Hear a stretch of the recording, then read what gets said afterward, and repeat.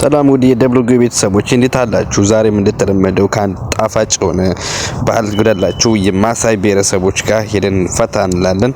ቪዲዮውን ላይክ፣ ሰብስክራይብ እንዲሁም የደወል ምልክቱን በመጫን ቤተሰብ ይሁን እንላለን። Divers to celebrate their physical strength. ምስራቅ አፍሪካ ድሮችን ለመቶ ዓመታት ያክል ታዋቂ ጠረኞችና አርብቶ አደሮች ሆነው ኖረውባቸዋል። ቁጥራቸው ወደ 800 ሺህ ይጠጋል። ማለቂያ በሌለባቸው የኬንያና ታንዛኒያ አድማሶች አካባቢ ቀጭንና ቄንጠኛ እንዲሁም ቀይ ቀሚስ የሚለብሱ አስደናቂ አኗኗር ዘይቤ ያላቸው ጎሳዎች ካጋጠሟችሁ እነርሱ ማሳዮች ናቸው። የማሳይ ጉዞ ታሪክ የሚጀምረው ከሰማይ ከብት ከወረደለት የመጀመሪያው ማሲንታ ነው ይባላል። ማሲንታ የሚባለው የመጀመሪያው ማሳይ በቀይ ተይዘው እንዲሁም በቆዳ ተወጥረው የወረዱለትን ከብቶች ከሰማይ ፈጣሪ እንደተቀበለ ያምናሉ። ከዛን ጊዜ ጀምሮ ከብቶች ቅዱስ ተደርገው ይታሰባሉ።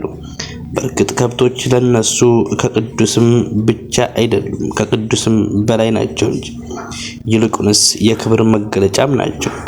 ብዙ ሺህ ከብቶች ያሉትና ብዙ ልጆች ያሉት ማሳይ የተስተካከለለት ህይወት የሚኖር በጎሳው ውስጥ የተከበረ ማሳይም ይሆናል። አምቦሴ፣ ሰረንጌቴ፣ የረንጎሳሮ፣ መሳይ ማሪና፣ ኦፍ የተባሉ ዝነኛ ፓርኮችን የያዘው የሳቫና ምድርም በአንድ ወቅት የዚህ ማሳይ ህዝብ ስፍራ ነበር። በርግጥ የዘመናዊ ዓለም ጫናዎች ቢኖሩም ማሳዮች ግን የአኗኗር ዘይቤያቸውን ለማስጠበቅ በእጅጉ ይታገላሉ።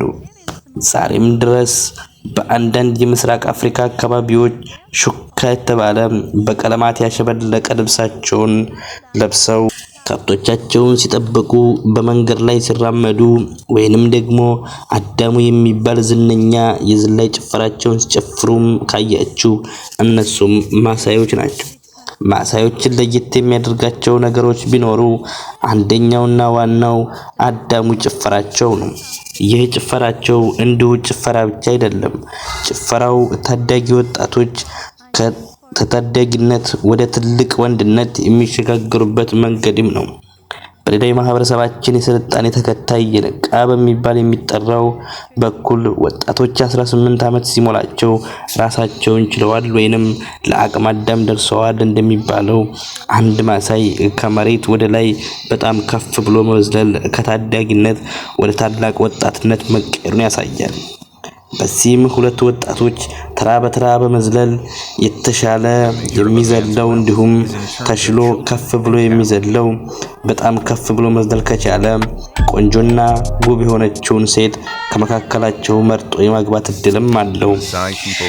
ሌላውና ድንቅ ባህላቸው ደግሞ ሹካ የሚባለው ልብሳቸው ነው። ማሳዮች ልዩ የሚያደርጋቸው ነገር ቢኖር ቀይ ቀለም ልብሳቸው ነው። ቀዩ ቀለም የደምን ቀለም ከመወከሉም በላይ የቅዱስነት መገለጫም ነው።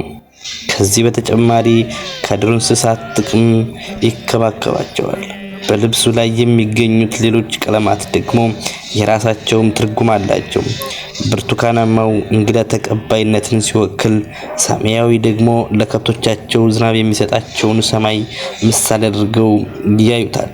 አረንጓዴ ምግብና ምርት ሲሆን፣ ቢጫ ደግሞ ምርት ነው። ሌላው እጅግ የሚደንቀው ባህላቸው ምራቅ መጥፋት ነው። በምዕራባውያንና በአረቦች ብሎም በሀበሾች ምድር ምራቅ መጥፋት ጸያፍና ነውር ነው። በማሳዮች ዘንድ ግን ከሌሎች ጋር መልካም እድልን ይዞ ይመጣል ይላሉ። ሽማግሌዎች በሚጨብጡበት ወቅት መዳፍ ላይ መጥፋት፣ አዲስ ልጅ ሲወለድ በሚወለድበት ወቅት ግንባሩ ላይ እንትፍ ማለት፣ እንዲሁም ከብቶቻቸው ጥጃን ወይንም ህፃናት የሆኑ ጥጆችን ሲወልዱላቸው ወደ ጥጆቹ ሄዶ ምራቅ ትፍትፍ ማለት የመልካም እድል መገለጫም ነው። ማሳዮች የዱር እንስሳትን አጥብቀው ይጠየፋሉ። ነገር ግን ለክብረ በዓላቸው የሚያርዷቸውን ከብቶች ወይንም በጎች ደግሞ ደማቸውን ወይንም ከወተት ጋር በመቀላቀል ይጠጣሉ። ይህ ለተመልካች ግራ ቢያጋባም ለማሳዮች ግን የተመጣጠነ ምግባቸውም ነው። Is the most traditional and widely used, and it has a meaning.